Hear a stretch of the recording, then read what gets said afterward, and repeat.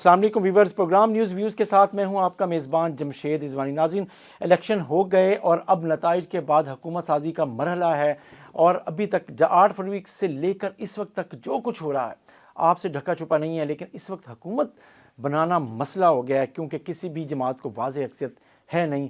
ہر جماعت کامیابی کے دعوے کر رہی ہے اور ہر جماعت حکومت بنا بھی سکتی ہے، لیکن کوئی بھی جماعت حکومت لینا بھی نہیں چاہتی۔ یہ سب کیا ہو رہا ہے، اور اب حکومت بنانے کا جو مرحلہ ہے وہ طے آخر کیسے ہوگا، اسی پہ ہم بات کریں گے۔ ہمارے ساتھ موجود ہے خالد بیگ صاحب جو سینئر تجزیہ کار ہیں۔ السلام علیکم خالد بیگ صاحب۔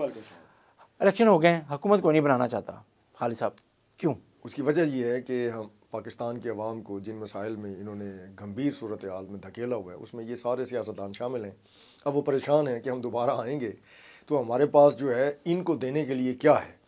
صاف ظاہر اوپر سے IMF کی تلوار لٹک رہی ہے، ان کی طرف سے اشارے آنا شروع ہو گئے ہیں کہ آپ نے ان جگہوں پہ ٹیکس لگانا ہے۔ بجلی کے بل جو ہیں وہ اس کی قیمت جو ہے فی یونٹ ابھی بھی ہر 2 ہفتے کے بعد بڑھا دی جاتی ہے، اور کوئی پوچھنے والا نہیں ہے کہ یہ معاملہ کہاں تک جا کے رکے گا۔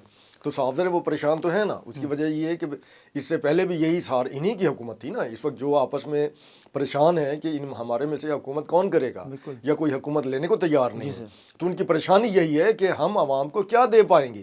تو جو انہوں نے وعدے کیے ابھی تک الیکشن سے پہلے کہ 300 یونٹ فری ہوں گے، اور پھر اس کو یہ بھی کہہ دیا کہ ہماری قوم جو ہے وہ خواب ہی نہ دیکھے۔ بھئی اگر خوابوں ہی پہ قوم کو زندہ رکھنا ہے تو ان سب کو لیگزاٹنل یا اس طرح کی گولیاں جو ہیں وہ تقسیم کر دیا کریں، وہ سوئے رہیں اور اپنا خواب دیکھتے رہیں۔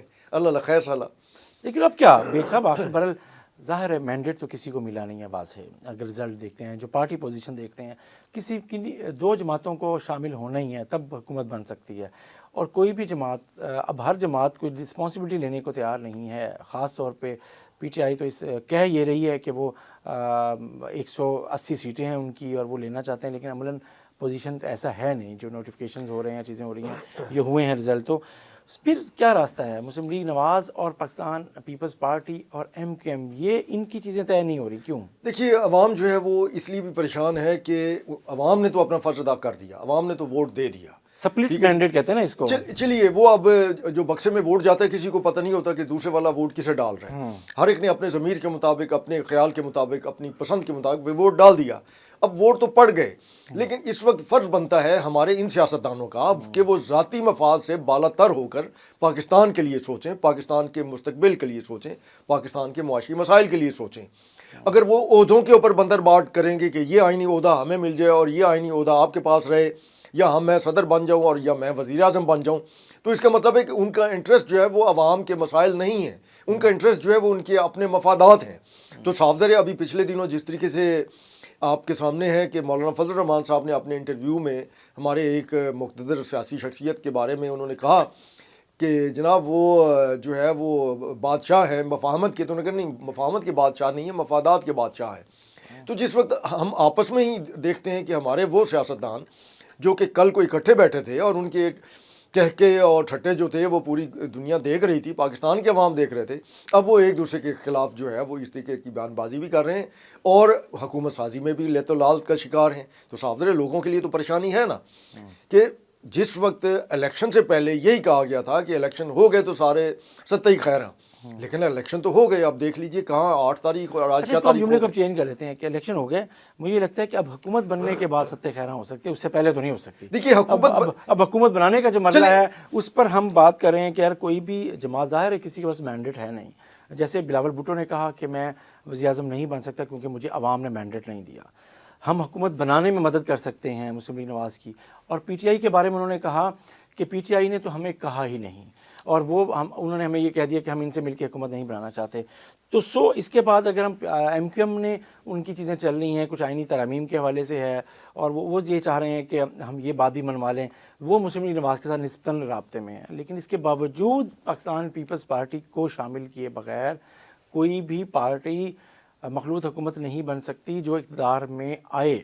دیکھیے، یا تو پھر نون لیگ یہ کرے، دل بڑا کرے، جس وقت بلاول نے کہہ دیا ہے، بار بار کہا ہے کہ ہم حکومت میں وزارتیں نہیں لیں گے لیکن ووٹ آپ کو دیں گے، تو پھر وہ بسم اللہ کریں، ان کے اس پہ اعتبار کریں، اس میں پھر لتولال کس بات کا، اس سے پھر سودے بازی کس بات کی. اگر انہوں نے دو چار ان میں دباؤ ہے پیپلز پارٹی پہ کہ نہیں ہمارے ساتھ وزارتیں ملی اور ہمارے کابینہ میں شامل ہو. وہ ہم بوجھ نہیں اٹھا سکتے، ہم اکیلے کی بوجھ اٹھائیں. دیکھیے بات اچھا ایک یہ بات آپ کی بات سنتے ہیں، لیکن یہ جو پی ٹی آئی کو بھی تو کہا ہے مسلم لیگ نواز نے کہ آئیں جی آپ حکومت بنا لیں، تو پی ٹی آئی لیکچر کا مظاہرہ کیوں نہیں کری؟ وہ ایم کیو ایم یا پیپلز پارٹی سے بات کیوں نہیں کر سکتی؟ وہی بات ہوگی کہ ہمارا جو سیاسی طبقہ ہے، ہماری جو سیاسی ایک اٹھان ہے، سیاستدانوں کی تربیت ہے، اس میں ان کے مزاج میں ہے ہی نہیں کہ ہم نے دوسرے کا حق کے حکمرانی تسلیم کرنا. یہاں میں آپ کو ایک اور بات کروں جو کہ انتہائی تکلیف دہ ہے، وہ یہ ہے کہ اس وقت پی ٹی آئی کے حمایتیوں کو جو ووٹ پڑے ہیں، لڑے تو انہوں نے آزاد کے طور پہ، ٹھیک ہے، بہت زیادہ ووٹ پڑے ہیں.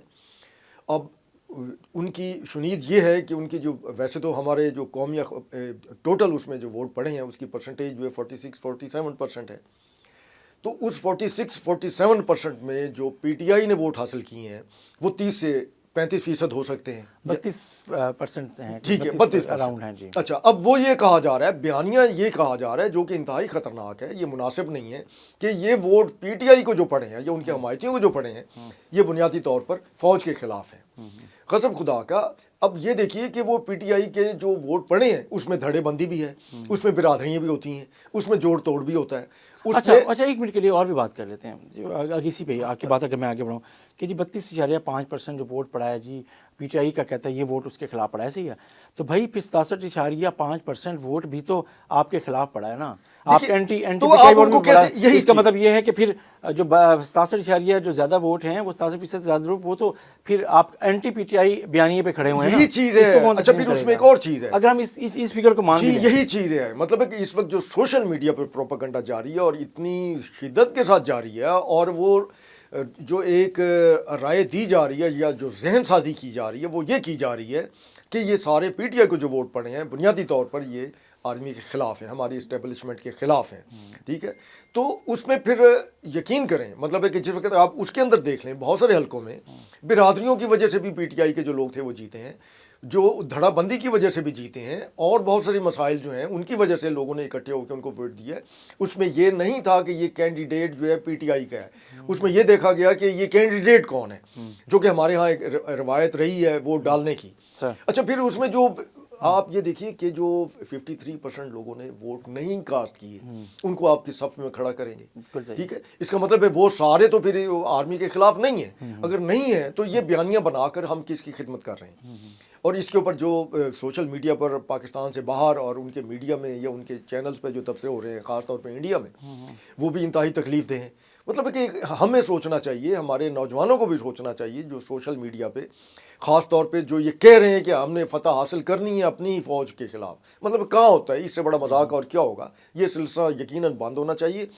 اور پھر ہمارے جو حکمران اس وقت نئے آنے والے ہوں گے انہیں بھی سوچنا چاہیے کہ وہ اس حوالے سے عوام کی سب سے پہلے داد رسی کریں اور ان کے بہت سارے جو روزمرہ کے مسائل ہیں انہیں حل کریں. لیکن سب سے پہلے تو حکومت بننی ہے نا. ہم اس پہ آتے ہیں، لوگ یہ جاننا چاہتے ہیں بھائی حکومت کس کی بن رہی ہے، کیا ہو رہا ہے. لیکن میرا خیال ہے، میری ذاتی رائے، کہ حکومت بہرحال پی ٹی آئی مخالف قوتوں کی ہی بنے گی، اور انہوں نے بنانا ہے. صرف آپس میں ہی کھیل رہے ہیں اور ایک دوسرے سے زیادہ سے زیادہ کچھ حاصل کرنے کی کوشش کر رہے ہیں.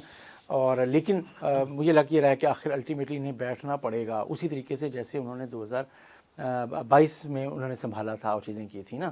تو اب بھی بنے گا وہی شکل، وہی بن رہی ہے، اور صرف یہ ہے کہ کچھ وقت لگ رہا ہے. اور لیکن الٹیمیٹلی میرا خیال ہے اگلے 1 سے 2 دنوں کے اندر یہ واضح ہو جائے گا کہ پی ڈی ایم کی ہی صورت میں ایک نئی پی ڈی ایم 2 کہہ لیں یا اس کی کوئی نیا نام دے دیں، چیزیں کر دیں تو ایک نئی شکل بن جائے. تو حکومت تو بہرحال پی ٹی آئی مخالف جماعتوں کی ہوگی، بن یہ رہا ہے، بظاہر یہ لگ رہا ہے ایک مخلوط اتحادی حکومت لیڈ بائی مسلم لیگ نواز، اور چیزیں ہوں گی ایک سرپرائز مطلب چیزیں. اچھا یہ ایک ویسے آپ سے میں سوال کرتا ہوں، ایک ضمناً سوال ہے. دنیا میں جہاں بھی جمہوریتیں ہیں وہاں ایسا نہیں ہوتا. ہمارے یہاں ایسا ہے کہ ہم دیکھتے ہیں کہ کچھ سیاسی جماعتیں اپنی مخالف سیاسی جماعت کے خلاف جس طرح کی بیان بازی کرتے ہیں وہ ایسے لگتا ہے جیسے کوئی قبائلی جنگ ہو. ان کے مطلب ایک چہرے سے، آنکھوں سے جو ہے آگ نکلتی ہے، اور جو زبان جو وہ بولتے ہیں اس میں سے زہر مڑتا ہے، اور پھر ہم دیکھتے ہیں کہ وہ دوبارہ اکٹھے ہو جاتے ہیں اپنے مفادات کے لیے. تو لوگ پریشان ہوتے ہیں کہ یار یہ کیا ہو گیا. یہ ویسے مجھے یہ سمجھ نہیں ہے کہ لوگوں کو مسلم لیگ نواز اور پیپلز پارٹی کے الائنس پر اور MKM کے الائنس پہ مسئلہ ہو جاتا ہے، لیکن جب PTI ملتی ہے فضل الرحمان صاحب کے ساتھ، میں وہی کہہ رہا ہوں JUI جو ملتی ہے PTI سے، وہاں کچھ نہیں ہوتا. میں وہی کہہ رہا ہوں. مطلب ہمارے ہاں یہ سوچ، ہمارا یہ اپروچ، اس کو آپ مطلب ہم دیکھیے عام جو ہمارا جو نئی نسل ہے یا ہمارے جو لوگ ہیں، ہم سب جو ہیں وہ کنفیوز اس وجہ سے ہیں نا کہ اچانک کیا ہو گیا کہ گھروں میں لڑائیاں ہو رہی ہیں، گھروں میں اس حد تک لڑائی ہو رہی ہیں کہ باپ بیٹے کے ساتھ، بھائی بھائی کے ساتھ، ایون میاں بیوی جو ہے وہ سیاسی اختلاف کی وجہ سے اکثر لڑائی ہو جاتی ہے. لیکن وہ اب ان کے لیے بھی پریشانی ہے کہ یہ کیا ہو گیا کہ ہم جس کے مخالف تھے، جن کے خلاف ہم گفتگو کرتے رہے، بحث کرتے رہے، جس کی خاطر کر رہے تھے، وہ اب کٹھے بیٹھے ہوئے دوبارہ. مطلب ہے کہ یہ ایک جو ٹرینڈ ہے. اچھا پھر اس میں منشور کہاں گیا جی؟ دیکھیے ہر پارٹی کا عوام کی دیکھیے یہاں پہ منشور تو بیک سے پڑا، منشور پہ لوگوں نے ووٹ ہی نہیں دیا. وہ لوگ تو ووٹ تو لوگوں نے دیا ہے عمران خان کے ساتھ ہمدردی کا. وہ لوگوں نے ووٹ دیا ہے کہ عمران خان یا PTI کے ساتھ صحیح نہیں ہوا، یا یہ جو فیصلے آئے ہیں ان کے خلاف ایکشن ہے، یا PDM کی گورنمنٹ جو ڈیلیور نہیں کر سکی 16-18 ماہ، اس کے خلاف ایک ایکشن ہے. یہ ساری چیزیں دیکھیں، ووٹ اسی وجہ سے ویو بن رہی ہے نا، چیزیں ہوئی تو. لیکن اس کو اب حل کیا ہے، اب ہوگا کیا؟ مجھے یہ آپ لوگ یہ جاننا، پھر وہی بات کر رہا ہوں کہ آخر لوگ کس طرف جائیں گے، حکومت بنے گی اور وہ کتنا عرصہ چلے گی. دیکھیے اگر تو جو ابھی شروعات نظر آ رہی ہے کہ جس طریقے سے حکومت کی جو تشکیل ہے اس کے لیے اتنی بڑی ایک مرحلہ اور مشکلات درپیش ہیں، تو اس کا مطلب ہے کہ آئندہ بھی وہی ہوتا رہے گا. ہمارے ملک میں جو ہوتا ہے کہ اتحاد کی شکل میں اتحادی جو ہیں وہ بلیک میل کریں گے حکومت میں، جو اوپر وزیر اعظم ہوگا یا جو جماعت ہوگی، اور اس میں سے اپنا حصہ مانگیں گے، اور وہ حصہ بہت سارے مفادات کی شکل میں ہوگا، پیسے کی شکل میں ہوگا، مراد کی شکل میں ہوگا، یا ایسے عہدوں کی شکل میں ہوگا کہ جس کی وجہ سے انہیں کک بیکس اور کمیشن جو ہے وہ بہت زیادہ ملے. اور پھر بدقسمتی سے ہمارے سوسائٹی میں کرپشن اور بدعنوانی یا نیب، ان کا آج تک کوئی ایسا طریقہ کار نہیں رہا کہ وہ کسی کرپشن کے اوپر ہاتھ ڈالیں اور اس کو جو مخالف ہے یہ نہ کہیں کہ سیاسی انتقام ہے. ہمارے ہاں کوئی چیز واضح ہے ہی نہیں. اب ضرورت اس بات کی ہے کہ ہماری حکومت جو بھی نئی بنتی ہے، یا ہمارے وہ لوگ جو اس وقت حکومت کی تشکیل میں ہیں، وہ ٹی وی پر یا ڈیلی بیٹھ کے یا اخبارات میں ان کے بیانات حکومت کی تشکیل کے حوالے سے تو آ رہے ہیں، لیکن ان کی طرف سے کسی بھی جماعت کی طرف سے ایک بھی سٹیٹمنٹ نہیں آئی کہ حکومت بننے کے بعد عوام کے لیے ہم نے فوری طور پر کیا اقدام کرنا ہے. عوام کو جو PTI کے سنی اتحاد کونسل میں جو انہوں نے پارلیمانی پارٹی ان کی جوائن کرنے کا فیصلہ کیا ہے PTI کے آزاد امیدواروں نے، اس کا فائدہ PTI کو ہوگا یا نہیں ہوگا، یا سنی اتحاد کونسل کو تو ہوگا ہی ہوگا کہ سب سے بڑی پارلیمانی پارٹی بن جائے گی ایوان کے اندر. لیکن ابھی کئی مسئلے ہیں جس کے تحت سنی اتحاد کونسل کے جو سربراہ ہیں صاحبزادہ حامد رضا، انہوں نے تو اس دفعہ اپنی بطور سیاسی جماعت اپنے نشان پہ بھی الیکشن میں حصہ نہیں لیا، اور اسمبلی کے اندر وہ اپنے نشان پر آئے ہی نہیں ہیں. اب نئی ٹیکنیکل ایک چیز ہو گئی ہے کہ کیا اس کا فائدہ PTI کے جو مخصوص نشستیں ہیں PTI کے لوگ لینا چاہتے ہیں اس پلیٹ فارم کو جوائن کر کے، وہ ان کو ملے گا یا نہیں ملے گا، وہ بھی اپنی ایک جگہ پر ایک بڑا آئینی اور ایک قانونی نقطہ بن جائے گا کہ یہ اس پہ کیا ہو رہا ہے. تو جو فائدہ آپ کو کیا لگتا ہے کہ اس میں دیکھیے، اس میں یہ سمجھتا ہوں کہ جو سب سے بڑا فائدہ ہے ایک خوشی کی بات ہے. اس کا سیاسی کیا نتائج نکلتے ہیں، اچھے نکلتے ہیں، برے ہیں، وہ الگ چیز ہے. خوشی اس بات کی ہے کہ ہمارے ہاں جو ایک بہرحال کبھی نہ کبھی یہ فتنہ کھڑا کرنے کی کوشش کی جاتی ہے فرقہ واریت کے حوالے سے، تو ہمارے اسلام کے سارے بھائی بند، سارے فرقے جو ہیں وہ کم از کم اس اتحاد کی وجہ سے اکٹھے ہو گئے ہیں.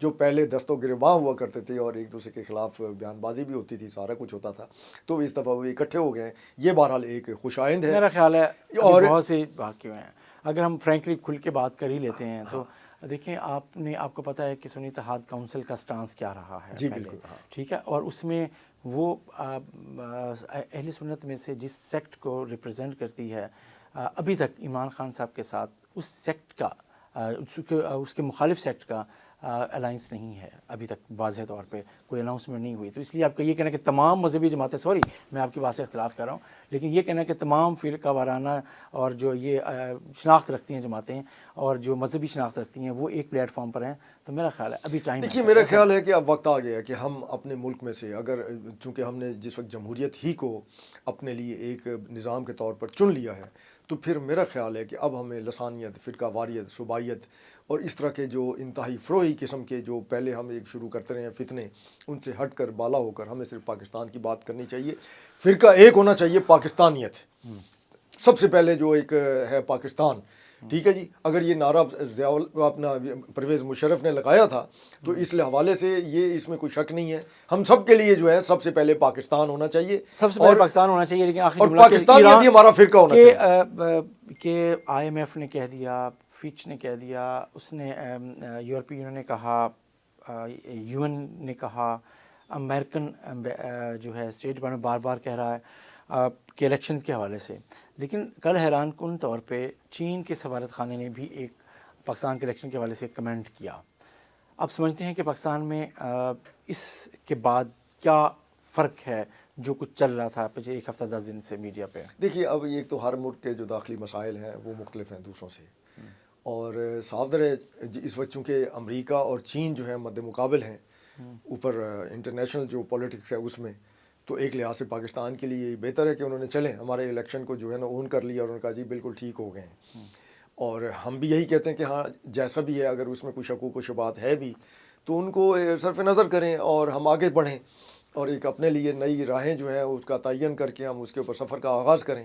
تو ان کے کہنے سے ہی جو ہے نا ایک حوصلہ پکڑتے ہوئے ہمارے جو سیاستدان ہیں انہیں چاہیے کہ حکومت سازی میں تاخیر سے اجتناب کریں اور جلد از جلد کسی فیصلے پر پہنچیں، حکومت کا قیام ہو اور عوام کے مسائل کا جو حل ہے اس کی شروعات ہو سکے۔ بہت شکریہ خالد بیگ صاحب۔ بات ہو رہی ہے کہ حکومت سازی، اور اہم بات پھر یہ ہے کہ حکومت کی تشکیل فوری طور پہ ضروری ہے تاکہ پاکستان کے جو معاملات ہیں وہ ایک رسپانسیبل حکومت آئے، اور میرا خیال ہے کہ پاکستان کے جو دوست ممالک ہیں وہ بھی اور دنیا بھی انتظار کر رہی ہے کہ پاکستان میں کون سی حکومت اور کس کی حکومت بنے گی، اور وہ ڈیلیور کرنے کے بارے میں کیا اس کی حکمت عملی ہوگی، عوام کو کیا سہولتیں وہ دے سکتی ہے، اس کے پاس آپشنز اگرچہ محدود ہوں گے لیکن وہ کیا ہوں گے اور کیا آپشن استعمال کرے گی۔ اس کے ساتھ ہی ناظرین اپنے میزبان جمشید زبانی کو اجازت دیجیے، اللہ حافظ۔